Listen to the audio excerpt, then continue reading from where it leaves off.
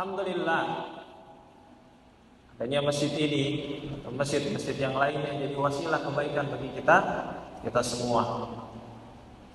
Dan yang kita saksikan pada saat ini banyak kaum muslimin dari berbagai kalangan mereka menjauhi masjid. Mereka menjauhi anak-anak mereka dari masjid dan mendekatkan anak-anak mereka kepada tontonan-tontonan yang tidak benar.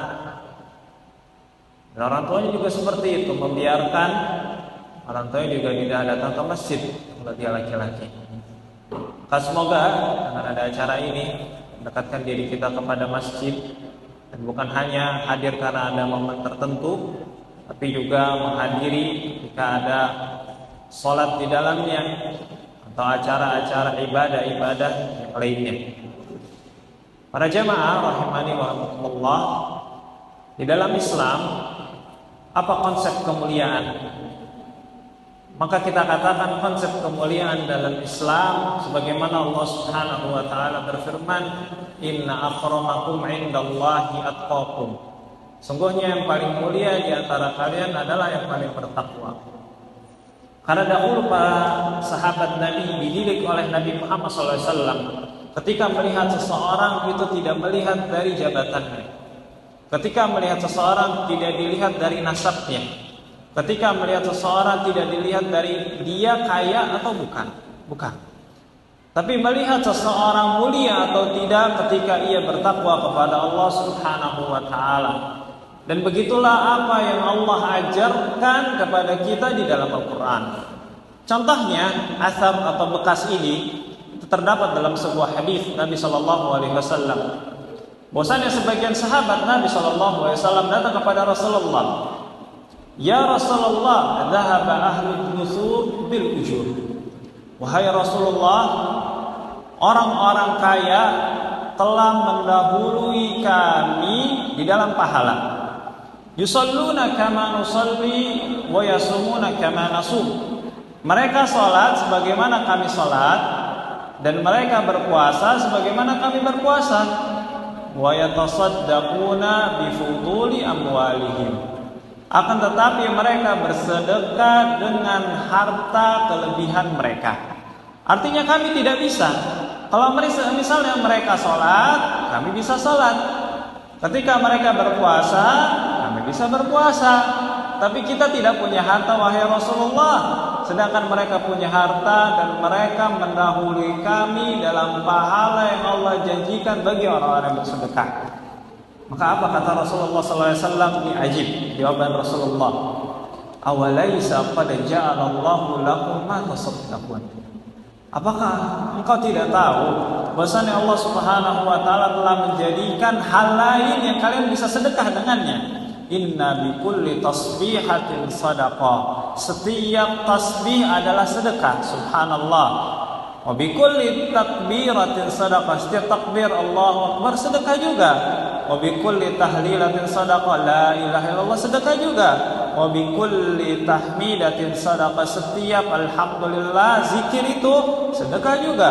Wa amrun bil ma'rufi sadaqah. Menyuruh kepada yang ma'ruf, anaknya untuk salat, suaminya untuk salat, istrinya untuk salat itu sedekah juga. Wa nahyu 'anil munkari sadaqah. Dan mencegah dari yang mungkar itu adalah sedekah. Ini luar biasa. Artinya orang-orang yang tidak punya harta pada zaman Rasulullah SAW tidak iri terhadap orang-orang kaya, tidak. Tapi mereka iri bahwasannya orang-orang kaya tersebut tidak bisa bersedekah, sedangkan kita tidak bersedekah. Artinya mindsetnya jauh dengan mindset kita. Kalau orang-orang zaman sekarang itu gampang banget iri dan dengki. Ketika melihat di status orang lain, Allah telah merezekikan kepadanya harta yang cukup, alhamdulillah. Dia bisa makan dari pagi sampai malam, bahkan dia punya tabungan. Tapi ketika melihat status temannya, pamer harta, pamer mobil, pamer rumah, tidak bersyukur kepada Allah. Artinya dia merasa kurang terhadap apa yang telah Allah berikan.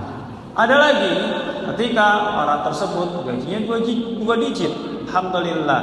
Tapi ternyata dia selalu melihat yang di atasnya. Ada teman-temannya yang kaya, misal dia inginkan dia ikuti para influencer yang suka pamer harta, sehingga dia tidak bersyukur terhadap harta yang Allah berikan. Maka tidak seperti ini Islam memandang harta.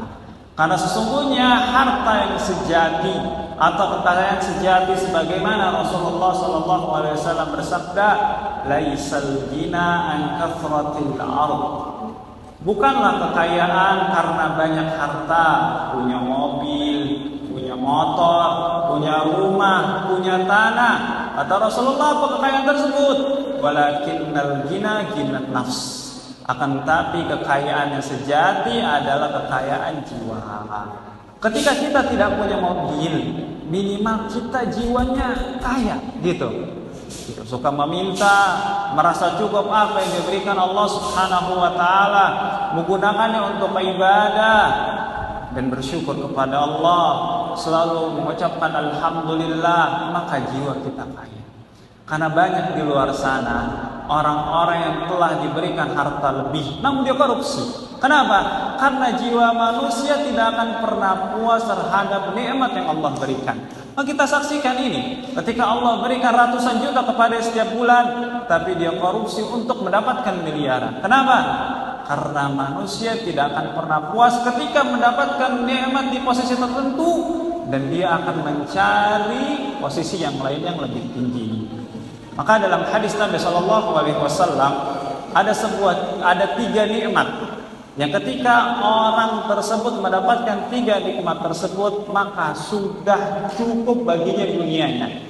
Dalam sebuah hadis Nabi SAW bersabda, man asbaha minkum aminan fi sirbih. Ini yang pertama. Siapa di antara kita semua, di antara bapak dan ibu semuanya, dalam keadaan pagi ia aman bagi dirinya dan juga keluarganya, tidak ada ancaman, tidak ada ketakutan lain sebagainya. Ini yang pertama, ini nikmat luar biasa. Yang kedua, mu'afan fi jasadi. Dia sehat jasadnya, tidak penyakitan, tidak perlu minum obat rutin. Alhamdulillah. Dan yang ketiga apa? Wa indahu qutu yaumihi. Dan yang ketiga, dia punya makanan pada hari itu. Nabi tidak menyebutkan makanan besok, bukan, atau bulan yang berikutnya, bukan, tapi makanan pada hari itu dia punya. Faka'annama hizat lahu dunya, maka seakan-akan dunia itu berkumpul kepadanya. Artinya 3 nikmat ini cukup kepada ibu. Andaikan kita diberikan rasa syukur kepada Allah Subhanahu wa taala terhadap nikmatnya, insyaallah nikmat itu cukup. Perasaan bahagia yang kita rasakan akan sama dengan perasaan bahagia orang-orang kaya, tapi tidak bersyukur. Bahkan bisa jadi kita lebih bahagia dibandingkan mereka. Tapi intinya dikembalikan kepada ketakwaan dan hati kita kepada Allah Subhanahu wa taala. Anda kira cukup? Semoga ini bisa jadi renungan bagi kita semuanya. Pada